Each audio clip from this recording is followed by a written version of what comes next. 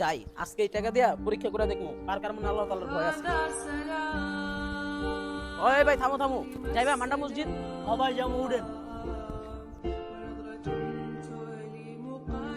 ভাই আপনি কি মুসলমান? হ ভাই আমি মুসলিম, কিন্তু কেন? না ভাই এমনি আর কি। ওই ভাই থামেন থামেন থামেন, এই যে এটা মান্ডা মসজিদ। ভাই আপনার হাতে কি কিছু সময় আছে? হ্যাঁ ভাই সময় আছে, কিন্তু কেন? ভাই আজান দিছে তো, চলেন আপনি আর আমি একসাথে নামাজ পড়ে আসি।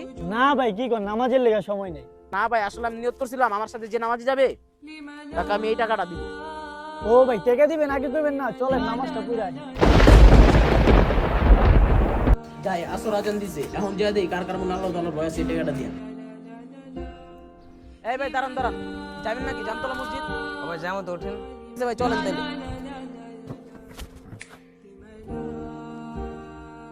ভাই একটা কথা বলবো, আপনি কি মুসলমান?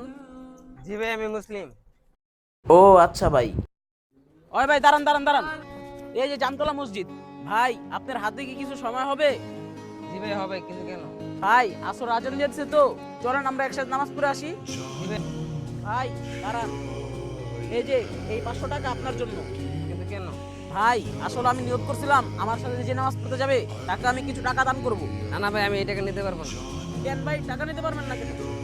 ভাই তাহলে তো আল্লাহর জন্য না, আপনার জন্য নামাজ পড়া হলো। ভাই সত্যিকারী মুসলমান কখনো টাকার জন্য নামাজ পড়ে না। হ্যাঁ ভাই ঠিকই বলছেন, চলেন তাহলে নামাজ পড়ে আসি।